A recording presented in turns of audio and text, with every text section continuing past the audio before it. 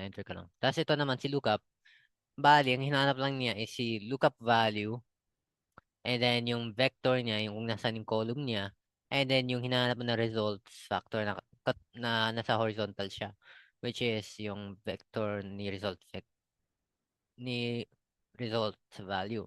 And then magiging 89 yan. I don't know why, pero minsan nag-iiba. Like, tignan mo, 8, A5. A5 si TikTok, 56 dapat yan. Eh, nilagay 43.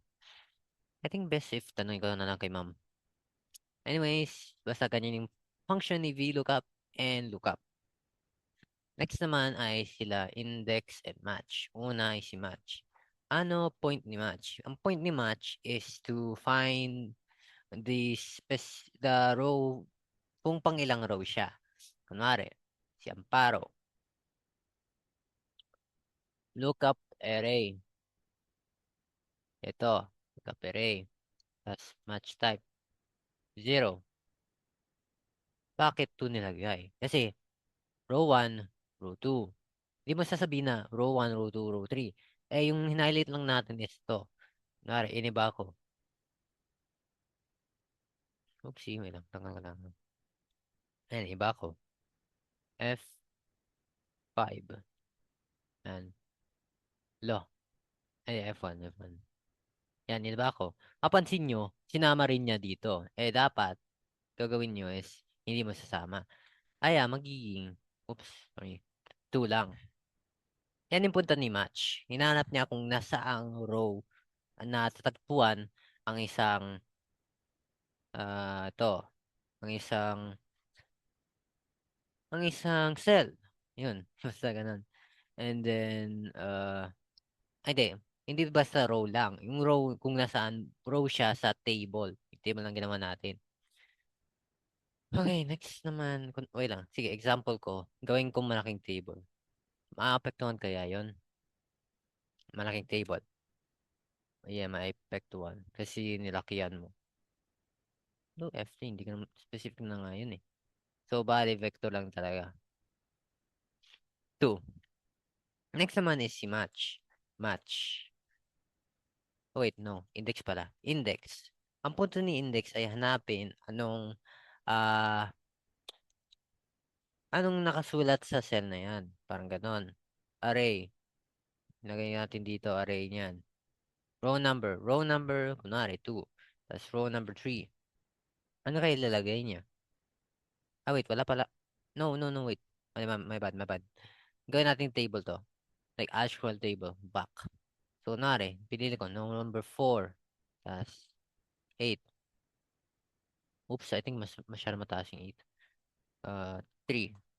Yan, nilagay niya is, what the fuck is 0.23? Row number. Number 4. Tapos 3. Oh, okay.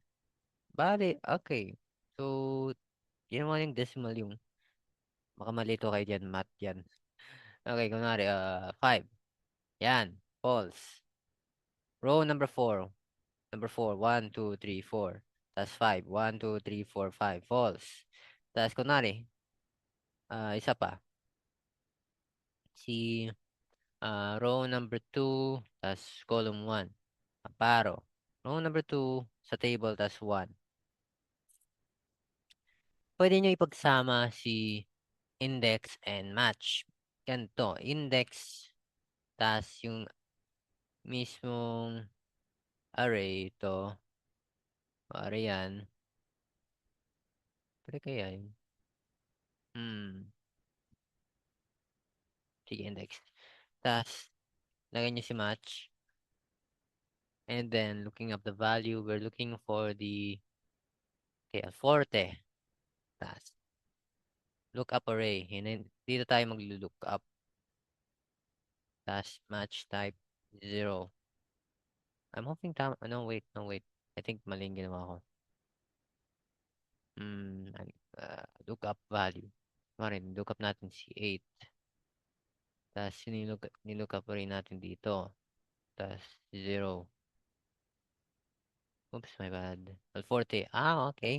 So, bale, yung ginagawa nito is, I think, mas komplikadong version ng uh, lookup. Pero, ganito, si Match, binibigay niya ang row number, di ba? G4 lookup value dito. Tas G2 at D5, ito yung ating table. Tas 0 exact value magiging tawag dito, row 3. Tas 3 in this table array would be none other than Alforte. And I'm hoping na naintindihan nyo. Yun lang.